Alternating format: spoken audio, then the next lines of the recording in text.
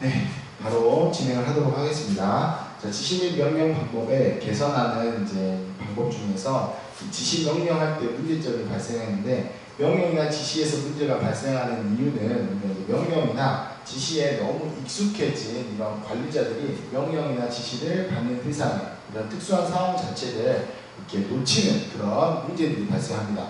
왜냐하면 우리가 이제 직원들 사이에서도 각각의 직원들의 특성이나 각각의 직원들의 성격이 있는데, 지시나 명령을 할 때도 그 직원에게 지시하는 그런 내용 자체를 우리가 직원에 대한 성격이나 특성 자체를 파악하지 못해서 지시하거나 명령할 때 이런 문제점이 발생할 수도 있다는 거죠.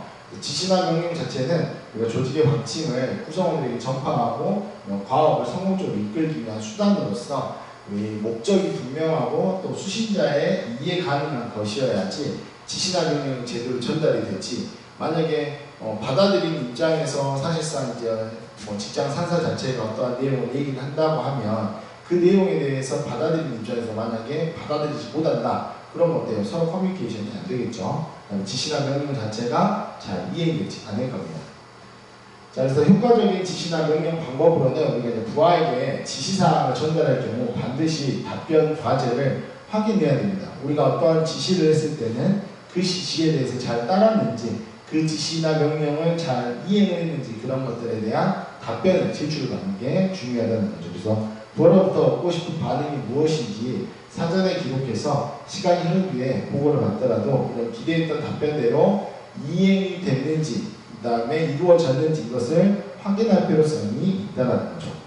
자, 그 다음에 부하의 사비를 높여줄 수 있는 반응을 보이는 게 중요하죠. 그래서 직장 상사들 같은 경우는 직원에게 지시나 명령을 내렸을 때 사실상 그 지시나 명령에 대해서 부하 직원이 잘했다라고 하면 칭찬이나 상을 주지만, 만약에 이 직원이 만약에 못했다, 이행을 제대로 못했다, 명령을 제대로 완수를 못했다라고 하더라도 이 부하 직원에게 굉장히 그 사기를 떨어뜨리는 말이나 또는 사기를 떨어뜨리는 그런 행동들을 보여서는 안 돼요. 그래서 그 부하 직원이 나중에 또 다른 지시나 명령을 받았을 때 자기가 한번 실수를 했기 때문에 굉장히 위축이 될 수도 있다는 거죠. 그래서 이런 부하 직원에 대한 잘된 부분은 칭찬을 해주고, 보완을 할 부분이 있으면 그 부분에 대해서 나중에는 이렇게 하면 안 된다, 나중에는 이렇게 해야 된다라는 것을 짚어줘야 된다는 거죠. 그 다음에 세 번째, 이제 작업 현장에서 내리는 지시나 명령은 반드시 일과 관련이 있어야지, 내가 만약에 병원에서 병원장님이 내 업무는 사실상 업무과에서 접수받고 수납받고 또 환자에 대한 서류 처리나 이런 것들을 해주는 건데, 갑자기 병원장님이 전화 와서 너 내 차 좀 가지고 어디 좀 가서 뭐 좀 사와, 이렇게 하는 것은 내 업무에 맞지 않는 지시나 명령이기 때문에 부하 직원이 조금 안 좋게 생각할 수도 있고, 그 부하 직원이 사실상 명령 자체를 이행을 못한다고 얘기를 할 수가 있기 때문에 반드시 지시나 명령은 일과 관련이 있어야지 이 지시나 명령이 올바른 지시나 명령이 될 수 있다는 겁니다.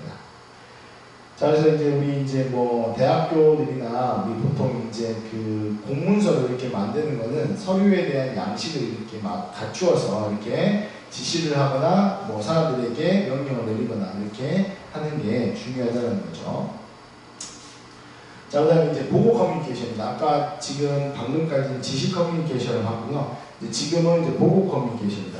부하 직원이 직장 상사에게 보고하는 시스템인 거죠. 그래서 보고 이런 할 때 어떻게 무슨 사항을 고려해야 될지, 어떤 사항이 주의사항이 되는지 이런 것들에 대해서 한번 살펴보면요. 보고할 때 고려사항으로는 보고를 받는 상대 자체가 그것에 대해서 명쾌하게 동의를 하고 있는지, 내가 보고를 했는데 그 직장 상사나 아니면 보고받은 사람이 이거는 보고한 내용이 틀리네 라고 하게 되면 그 보고는 잘못된 보고라고 할 수 있겠죠. 그 다음에 이제 보고자가 제시하는 근거가 상대방을 납득시키기에 굉장히 충분했는지, 내가 보고를 했는데 그 보고자료 자체가 어때요? 허위로 만약에 만들어졌어요. 아니면 이 보고자료 자체가 내가 직장 상사한테 보고를 했는데 보고를 받은 직장 상사가 이건 아닐 텐데, 이렇게 하진 않았을 텐데 라고 이렇게 하게 되면 어때요? 납득을 할 수가 없기 때문에 상대방을 납득시키기에 근거 자료가 충분하게 갖추어져 있는지 그런 것들도 반드시 고려해야 된다는 거죠. 그 다음에 언제 어떻게 보고할 것인가. 만약에 직장 상사는 굉장히 지금 일하는데 바빠요. 다른 민원인 상담이나 환자 상담이나 또는 이제 대표 원장이나 병원장님과 이야기를 하고 있는데 보고를 하는 사람이 그런 이제 상황들을 파악을 못하고 내가 다 일을 끝냈기 때문에 그 자리에 가서 보고를 하는 거야. 그러면 직장 상사 입장으로는 내가 지금 중요한 일을 처리하고 있는데 그 일 처리하고 있는 상황에서 부하 직원이 보고를 한다라고 하면 사실상 그 보고 자체가 제대로 귀에 들어오지 않겠죠. 그래서 언제 어떻게 보고를 할 것인가도 굉장히 중요합니다.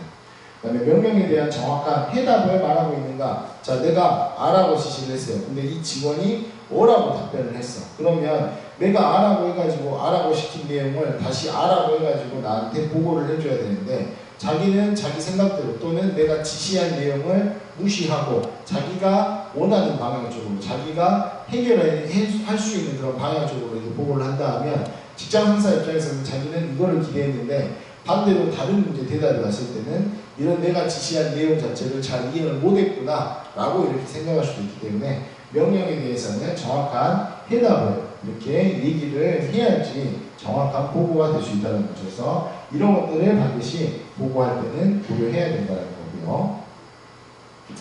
자, 실무자와 결재권자의 보고에 대한 견해 차이는 이제 약간 틀립니다. 내가 실질적으로 일하는 사람이다. 또는 내가 결재권자가 원하는 보고는 어떤 보고냐 이런 것들을 조금 나눠서 살펴보면 자, 실무자가 하는 보고 같은 경우는 자신이 한 일을 시간 순으로 이렇게 나열을 해놓습니다. 근데 결재권자가 원하는 보고는 우리가 이제 내가 언제부터 언제까지 이렇게 계속 해왔습니다 라는 것을 알려고 하는 게 아니고 결국은 어때요? 내가 지시했던 내용에 대해서 중요하게 생각한 게 또는 이 지시한 내용에 대한 해답을 정확하게 찾았는지 이게 중요하기 때문에 사실상 그 실무자가 언제부터 이렇게 쭉 일했던 것을 내가 알려고 한 게 아니고 정확한 해답을 요구하는 거죠. 그래서 중요한 사건 순으로 이렇게 나열해 주는 것을 요구합니다. 그다음에 실무자가 보고하는 것 중에서 배경과 필요성이 일단은 먼저 돼야 된다는 거죠. 내가 결과값을 얻기 위해서 어떠한 배경이고 어떠한 필요성에 맞춰서 내가 이렇게 일을 했다, 이렇게 지시를 따랐다라고 보고를 하고 있지만 실무자는 이렇게 보고를 하는데 결재권자가 원하는 것은 일단은 제일 중요한 것은 해답인 거죠. 그래서 결론이 우선시가 되는 거예요. 그래서 했던 사람, 내가 직접 했던 사람은 나 이만큼 이렇게 고생했어요. 이만큼 이렇게 상사의 지시사항을 따르려고 이렇게 노력했어요. 밤에 이렇게 잠 안 자고 이렇게 야근하고 또 이렇게 업무 일과 시간 쪼개가지고 이런 지시를 따랐어요 라고 하는 게 실무자가 하고 싶은 보고인데 일단은 결재권자가 원하는 보고 자체는 네가 고생했긴 했지만 결과 나왔어? 결론 나왔어? 이런 것들은 이제 먼저 우선순위 하기 때문에 약간의 차이점이 있다는 거죠. 견해의 차이점이. 그다음 세 번째는 이제 책임을 우려해서 문제를 먼저 제기하는 것을 우선순위 줍니다. 근데 이제 내가 이제 지시를 내렸는데 그 지시에 대해서 일단은 이런 부분들 때문에 안 될 것 같아요. 이런 지시사항은 조금 따르기가 어려울 것 같아요. 이렇게 이제 그 따지듯이 이렇게 실무자들 같은 경우는 이렇게 보고를 하게 되는데 결재권자 같은 경우는 이렇게 따지는 것보다는 이런 것들을 어떻게 해결할 수 있는 건지 어떻게 하면 이 문제점이 해결될 건지 이런 방안들을 제시해 주기를 바라는 거죠. 그래서 서로의 견해 차이가 좀 틀리고요. 보고서를 두껍게 해야 실무자들 같은 경우는 일을 많이 한 줄 알아요. 근데 사실상 그 두껍게 한 보고서 자체의 내용 자체가 만약에 충분하다 하면 두껍게 보고를 해야겠죠. 당연히. 근데 결재권자들 같은 경우는 어때요? 종이 한 장 또는 간략하게 요약되어 있는 결론 자체를 요구하기 때문에 어때요? 보고서는 얇아야 네가 정확하게 그 팩트를 읽고 또 내가 지시했던 내용 자체를 정확하게 따라서 정확하게 결론만 내렸구나 라고 이해를 한다는 거죠. 자, 그 다음에 실무자가 하는 보고 중에서 자신의 노고와 보고량은 어때요? 당연히 비례가 되겠죠. 왜냐면 내가 노고를 했고 내가 이만큼 노력을 했기 때문에 이런 결과가 나왔습니다 라고 실무자는 보고를 하고 싶어요. 근데 결재권자는 일단 사안의 중요성과 보고량에 대해서 비례가 되는 거죠. 그래서 우리 이제 사안의 중요성 자체가 얼마만큼 중요하냐, 이거는 지금 당장 보고를 해야 되는 사안이었냐, 아니면 이거는 나중에 조금 지나고 나더라도 보고를 할 필요성이 있었냐, 뭐 이런 것들을 조금 따져서 사안의 중요성이나 아니면 보고량에 대해서 이렇게 얼마만큼 보고가 됐는지에 대해서 이렇게 비례를 하게 되는 거죠. 그래서 실무자와 결재권자는 각각의 자기들의 생각들이 다 있기 때문에 각각의 생각들에 대한 견해 차이가 분명히 있다는 것을 여러분들이 고려해서 이렇게 해야 된다는 거죠. 보고를. 그다음에 이제 보고 시에 고려해야 될 핵심 사항으로는 일단 정해진 기한보다 되도록 먼저 보고를 하는 게 중요합니다. 그래서 상사와 함께 문제를 수정하거나 또는 내가 보고했던 내용이 정확한지 아닌지를 먼저 보고를 해서 반드시 상사에게 내가 보고한 내용 자체가 맞게 됐는지 이렇게 수정을 받는 게 또 중요하다는 거죠. 보고 순서는 중요한 것을 먼저 합니다. 아까도 얘기했지만 실무자 자체가 밑에서부터 과정을 쭉 얘기하는데 사실상 그 중간에 과정 자체는 나중에라도 얘기를 따로 해도 되긴 하는데 보고할 때 그것들을 먼저 하는데 시간을 다 할애해버렸어요. 그러면 결론을 얘기할 때 시간이 부족할 수도 있기 때문에 중요도에 대한 균일할 때는 상사가 선호하는 것을 먼저 우선순위를 두어서 어때요? 결재권자가 원하는 쪽으로 이렇게 선택을 해서 이렇게 보고를 해줘야 된다는 거죠. 그 다음에 구두와 문서 보고를 병행하는 것이 좋습니다. 간단한 보고 시에는 구두로 하거나 메모로 하지만 조금 그 보고할 내용이 많거나 정리를 해야 될 필요가 있다고 하면 문서화해서 이렇게 보고하는 게 더 좋다는 거죠. 자, 그러면 보고할 때 주의사항으로는 명령받은 일을 끝내면 즉시 보고해주는 게 제일 좋고요. 왜냐하면 시간이 지나면 어때요? 직장 상사가 이 직원 자체가 내가 지시했던 내용을 늦게 했구나. 나는 빨리 했는데 보고를 늦게 한다라면 이 직원에 대해서 게으르거나 아니면 내 지시사항을 제대로 따르지 않았구나 라는 생각을 가질 수 있다는 거고요.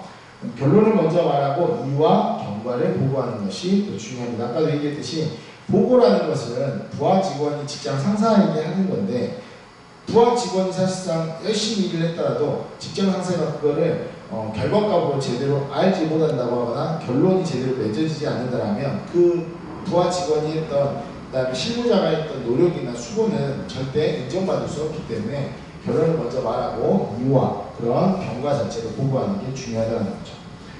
객관적 사실이 있는 그대로 분명하고 정확하게 설명을 해주는 게 중요합니다. 왜냐하면 내 의견이나 내 이렇게 생각을 얘기하게 되면 직장 상사에 대한 지시라는 명령 자체를 내 마음대로 판단하거나 내 마음대로 생각할 수 있다는 그런 오해를 살 수도 있기 때문에 그렇게 하지는 않아야 된다는 거고요. 업무 진행 중에 문제가 있으면 즉시 반드시 보고를 해줘야죠. 내가 뭔가를 하고 있는데 환자가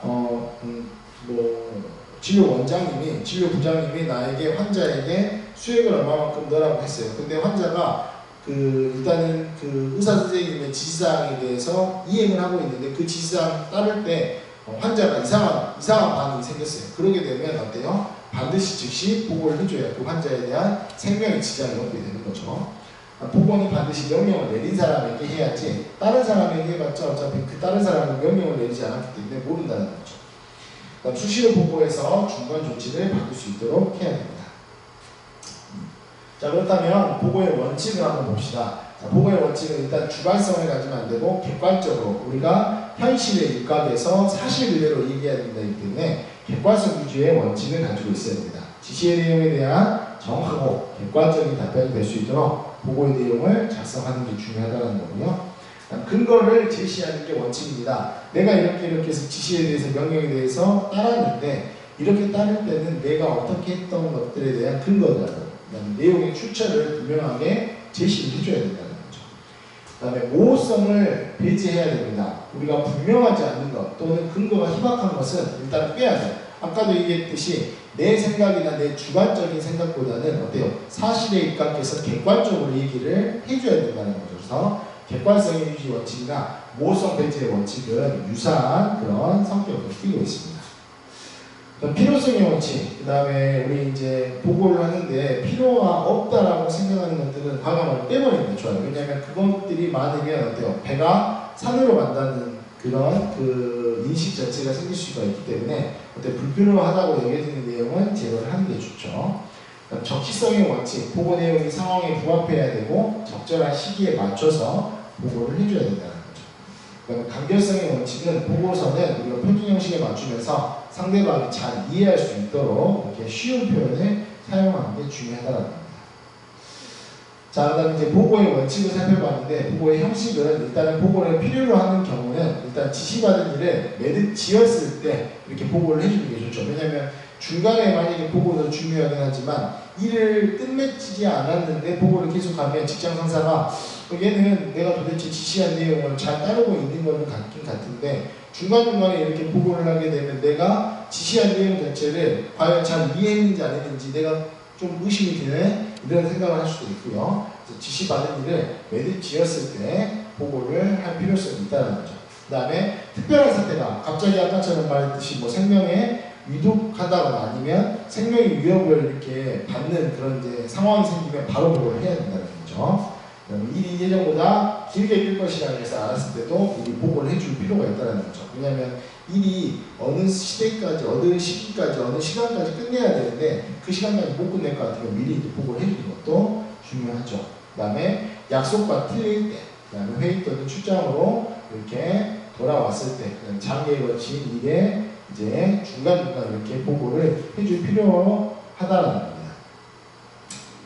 자, 그렇다면 이제 보고를 하기 위해서 준비해야 될 것은 무엇을 누구에게 보고하는 것은 확실히 보고자는 정확하게 정의해야 된다는 거죠. 보고의 줄거리와 요점을 정리를 해야 되고요. 문서로 행하는가 또는 구두로 할 것인지 그거를 결정하는 게 좋죠.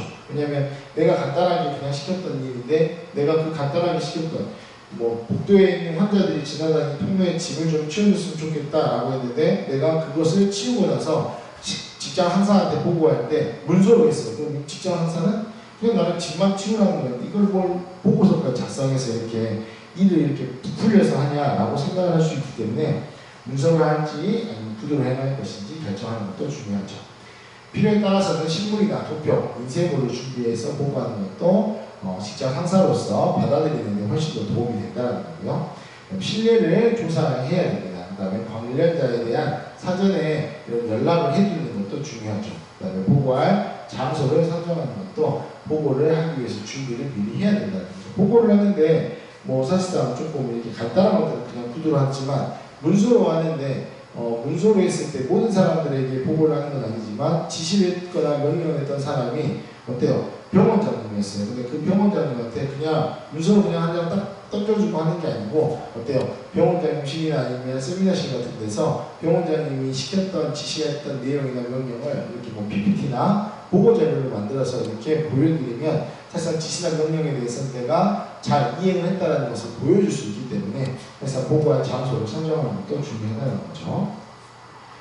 자, 아까 보고의 형식은 이제 구두보고와 문서보고가 있는데 구두보고는 기밀사항이거나 긴급사항, 서면으로 설명을 하는 불충분한 사항들이나 간단한 내용을 또 활용을 하고요. 신속성과 정확성이 있을 때 구두보고를 하게 됩니다. 문서보고를 바탕으로 해서 간단하게 요약하는 수준도 마찬가지로 구두보고를 하고 있고요. 문서보고는 우리가 서면이나 통계표, 도표 등을 사용해서 작성하거나 보고하는 형식의 보고를 문서보고라고 합니다. 그래서 문서 작성 단계와 문서 작성법을 참고하면 효과적으로 보고를 할 수 있다는 거죠. 그래서 이 문서보고와 구두보고에 대한 형식 자체가 어떤 상황일 때 보고를 이렇게 해야 된다라고 하는 것을 알려주고 있습니다. 자, 그러면 이제 보고서의 종류들을 보시면요, 우리가 이제 각각의 진행되는 진행 보고서가 있어요. 현재 무슨 일이 어떻게 진행되고 있고 어느 정도 어느 정도 지시를 따랐는지 이런 것들을 중간중간에 보고하는 것을 진행 보고서라고 합니다. 그래서 관련된 부가적인 사건들을 경영 성과와 결부해서 보고하는 게 중요하죠. 그다음에 두 번째는 조사 보고서입니다. 사건의 원인과 진행 사항이나 예상되는 결과나 그다음에 처방에 대해서 이렇게 조사를 했던 것들에 대해서 보고를 해주는 게 중요하죠. 그래서 주로 이제 병원으로 따지면 간호기록지 같은 것들, 우리가 이제 간호력 같은 거 환자들이 만약에 지병이 있어서 내가 미리 먹는 약이 있거나 아니면 내가 미리 투여받는 것들이 약제들이 있어요. 근데 그 약제들을 미리 알려주지 않으면 의사 선생님이 치료하실 때 그 약으로 인해서 나중에 부작용이 생긴다거나 다른 안 좋은 상황이 생길 수 있기 때문에 사건의 원인과 진행사항 또는 예상되는 결과나 처방에 대해서 미리 사전에 조사했던 내용을 보고해주는 게 조사 보고서라는 거죠. 그 다음에 출장 보고서는 출장의 목적과 결과를 경영에 도움이 되도록 보고하는 게 출장 보고서고요. 자, 우리 보고서 작성할 때는 간단하게 작성하는 게 중요해요. 근데 이제 뭐 명령 자체나 지시가 굉장히 복잡할 때는 좀 복잡한 보고서를 작성해도 되지만 대부분은 알기 쉽게 간단하게 작성하는 보고서를 작성해 주는 게 좋은데요. 이런 간단한 보고서 같은 경우는 형태나 기비에 상관없이 제도와 목적을 진술하고 또는 시사점이나 결론 그리고 마지막에 내가 어떤 제안사항을 하겠다라는 것을 제시해 주는 게 이런 간단한 보고서고요.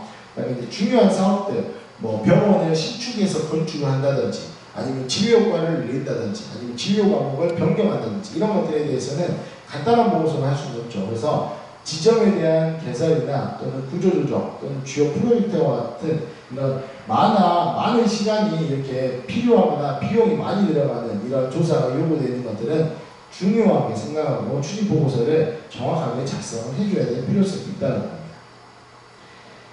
간략한 보고서 자체는 조사나 연구, 전문성, 상황 분석, 제안 등 주로 6가지의 범주로 이렇게 나눌 수 있는데, 주로 이제 제목 같은 경우는 우리가 보고하고자 하는 내용을 정확하게 반영할 수 있는 것으로서 수식 없이 구체적이고 간단 명료하게 제목만 간단하게 이렇게 표시해 주는 것을 얘기하고요.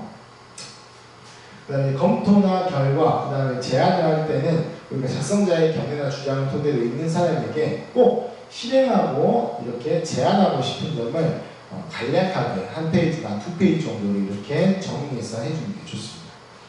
서론은 너무 길지 않게, 말이 너무 길어버리면 본론에서 해야 될 말 내용 자체가 많이 줄어들기 때문에 일단 서론 자체는 그냥 한 페이지 정도의 분량으로서 보고서가 어떤 의도로 어느 시점에서 작성이 되는지 또는 특별한 중점 내용에 대해서는 어떤 것들이 있는지 이런 것들에 대해서 언급해주는 정도만 하게 되면 됩니다.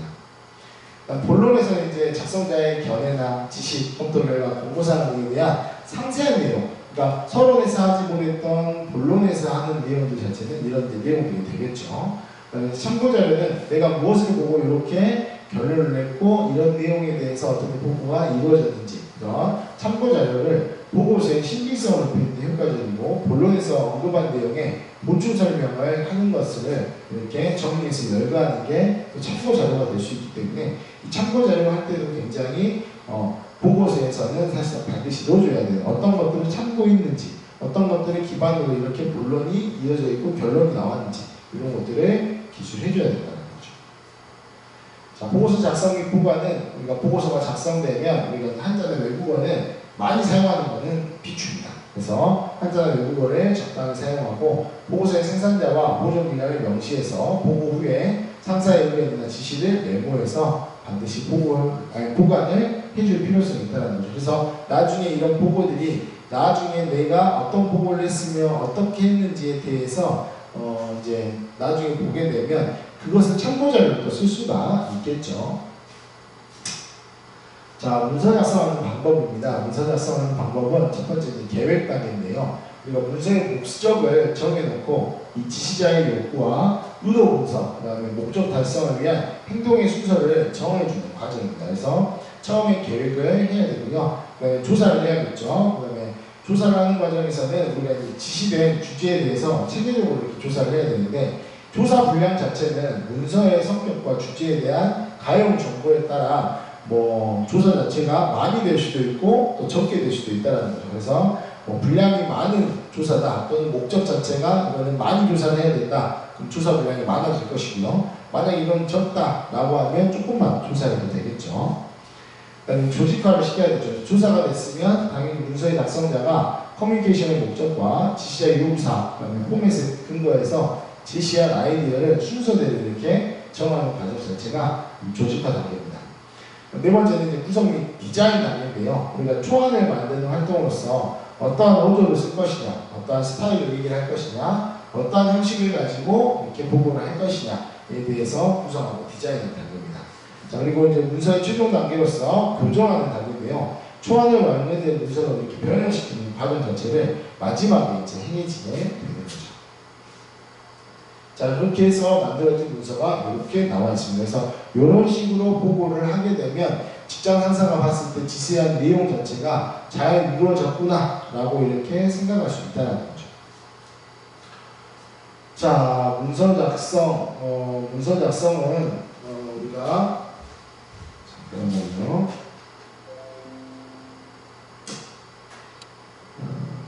우리가 문서 작성은 우리가 여러분들 다음 시간에 또 정리를 한번 해보는 걸로 하겠습니다. 그래서 보고 커뮤니케이션까지 했는데요. 보고 커뮤니케이션도 아직 문서 작성이 어떻게 이루어져야 되는지 다음 시간에 또 할 건데, 여러분들이 이제 이런 지시 커뮤니케이션이나 보고 커뮤니케이션에 대해서 여러분들이 각각의 지시는 어떻게 해야 되고 명령은 어떻게 내려야 되고 또 보고는 어떻게 올려야 되고 이런 것들에 대해서 이번 시간에 조금 대략적으로 살펴봤는데, 다음 주에는 보고 커뮤니케이션 중에서 문서 작성부터 조금 수업을 진행을 하도록 하겠습니다. 여러분들 이제 한 주간 또 건강하게 지내셨다가 대면이 또 언제 될지는 모르겠지만 당분간 이렇게 코로나가 계속 번져가게 되면 이제 비대면으로 조금 계속 이어져야 될 수도 있기 때문에 여러분들 비대면 수업이 조금 지루하고 재미가 없더라도 여러분들이 청취를 끝까지 잘 해주시고 필요한 부분들이나 중요한 부분은 책에 꼭 필기를 해주셔서 여러분들이 잘 놓치지 않도록 수업에 잘 동참을 해주시면 좋을 것 같습니다. 또 한 주간 건강하게 지내시고 다음 주에 또 건강한 모습으로 찾아뵙도록 하겠습니다. 수고하셨습니다.